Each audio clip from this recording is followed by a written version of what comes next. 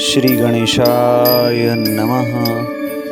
नमस्कार दोस्तों, स्वागत है आपका हमारी धार्मिक यूट्यूब चैनल चेतन गोहिल व्लॉग्स में। इस चैनल में आपको सभी प्रकार के धार्मिक वीडियोस देखने और सुनने को मिलेंगे, तो आज ही इस चैनल को सब्सक्राइब करें। धन्यवाद। दोस्तों, हमारे सनातन धर्म में अमावस्या की तिथि को पितृ को प्रसन्न करने के लिए शुभ माना जाता है। इस तिथि पर भगवान शिव और विष्णु की पूजा की जाती है। तो आइए जानते हैं जून में आई आषाढ़ अमावस्या के बारे में, इसकी डेट और शुभ मुहूर्त के बारे में। वीडियो को अंत तक देखें और चैनल में नए हो तो चैनल को ज़रूर सब्सक्राइब करें। धन्यवाद। ओम नमः शिवाय, हर हर महादेव। दोस्तों, आषाढ़ अमावस्या की शुरुआत 24 जून की तिथि की दिन होती है। सुबह 6:59 से इस तिथि की शुरुआत होगी। उसका समापन 25 जून दोपहर 4 बजे होगा। इसलिए आषाढ़ अमावस्या का पर्व हम 25 जून को रोज़ मनाएंगे। ओम त्र्यंबकम यजामहे सुगंधिम पुष्टिवर्धनम उर्वारुकमिव बंधनाम मृत्योर्मोक्षीयमामृताम।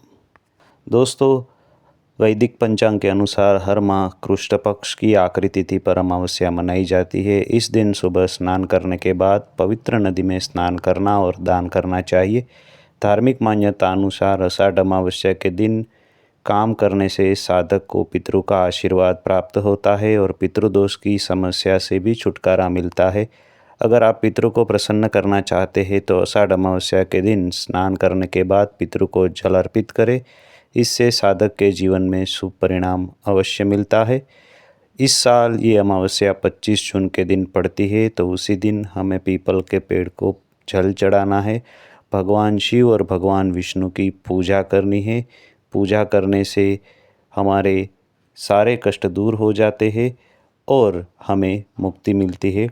आषाढ़ अमावस्या की तिथि पर पवित्र नदी में ज़रूर स्नान करना चाहिए। मंदिर या गरीब लोगों में श्रद्धा अनुसार दान करना चाहिए। इससे जीवन में किसी भी चीज़ की कमी नहीं होगी। विधिपूर्वक पितरों को तर्पण और श्राद्ध कर्म करना चाहिए। पितृ कृपा प्राप्त करने के लिए पीपल के पेड़ की पूजा अर्चना भी करनी चाहिए। दोस्तों, अब जानते हैं अमावस्या के दिन की पूजन विधि। अमावस्या के दिन पूजा करने के लिए सबसे पहले ब्रह्म मुहूर्त में उठकर सभी कामों से निवृत्त होकर स्नान कर ले।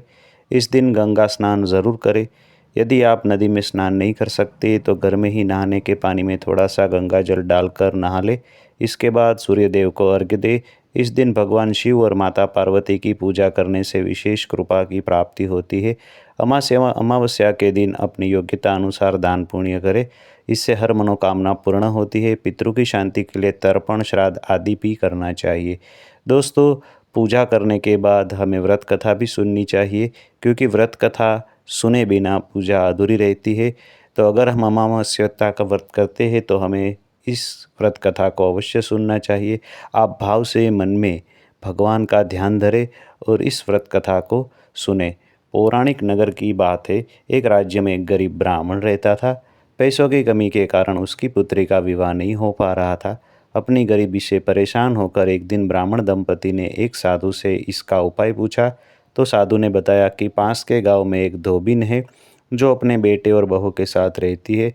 यदि उसकी बेटी उस धोबिन की सेवा करे तो धोबिन खुश होकर उसे अपनी मांग का सिंदूर देगी, जिससे आपकी कन्या का विवाह तय हो जाएगा।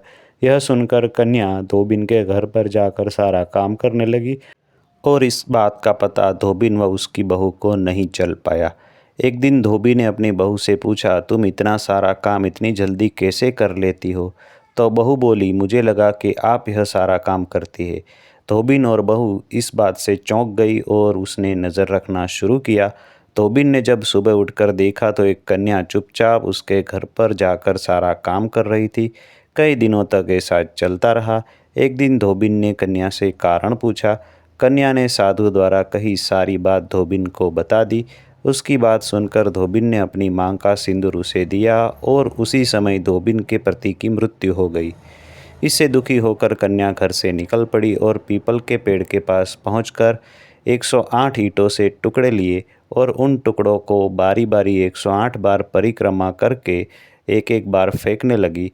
कन्या ने ऐसा करने से धोबिन का पति जीवित हो गया और पीपड़ के पेड़ की परिक्रमा से कारण कन्या को भी शुभ फल की प्राप्ति हुई।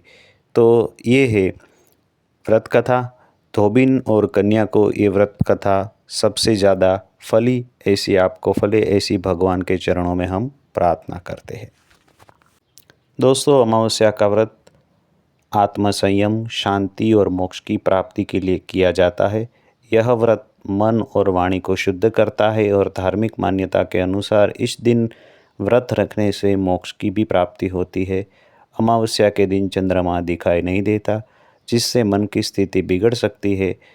इसलिए व्रत रखने से मन शांत होगा और देवी देवताओं का ध्यान केंद्रित करने में भी मदद मिलती है। ये व्रत अमावस्या पितरों को समर्पित भी है और इस दिन श्राद्ध, तर्पण और पिंडदान करने से पितृदोष से मुक्ति मिलती है और पितरों की आत्मा को भी शांति मिलती है। अमावस्या का व्रत रखने से भगवान शिव और माता पार्वती की भी कृपा प्राप्त होती है और पति की आयुष्य लंबी होती है। इस दिन पवित्र नदी में स्नान और दान करने से पुण्य फल की भी प्राप्ति होती है। तो ये थे अमावस्या के कुछ लाभ। सो दोस्तों, इस कथा को यहीं हम विराम देते हैं। हमें आशा है कि ये वीडियो आपको अच्छा लगा होगा। अगर ये वीडियो आपको अच्छा लगा है, आपको उपयोगी हुआ है, तो इस वीडियो का लिंक अपने रिश्तेदार, अपने दोस्तों को ज़रूर शेयर करें और हमारी चैनल को सब्सक्राइब करें। मिलते हैं जल्दी ही किसी नए धार्मिक वीडियो में। तब तक के लिए हमें विदा करें। आप सभी को अमावस्या की हार्दिक शुभकामनाएं और हमारी चैनल का ओम नमः शिवाय।